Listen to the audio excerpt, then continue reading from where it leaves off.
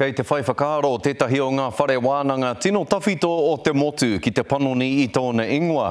I hui te kaunihera whakahaere i te whare wānanga o Wikitoria i te rānei ki te whiriwhiri i ngā tāpaitanga e pāna ki te panonitanga o tō rātou ingoa.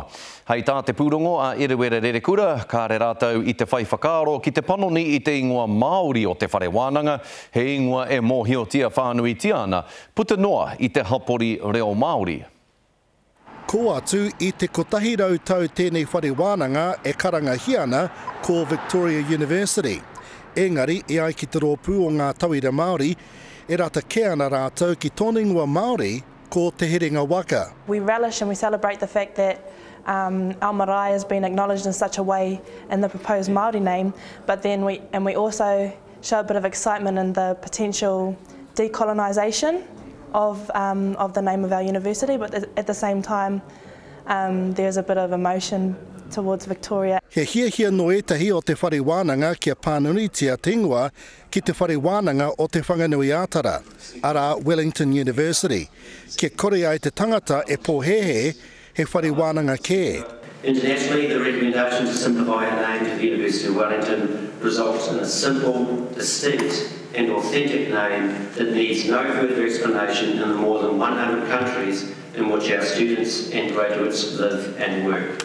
Hei tā tētai o ngā kaikauni ira o te whare wānanga nei, a ko ngā itori e mauana ki te ingoa Wikitoria, ko tai te wā me panoni. I haven't heard today from the university as a response to the overwhelming passion and empathy that those who oppose the name change have conveyed.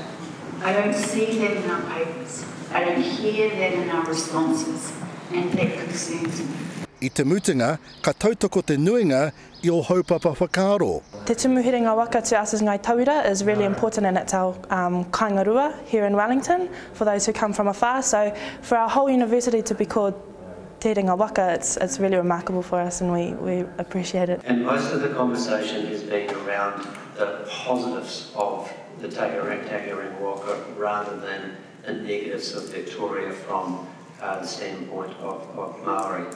Engari, ei tā te whare wānanga, ka āta haere te whakahautanga mai o te ingoa. Erewere Rerekura, te karere.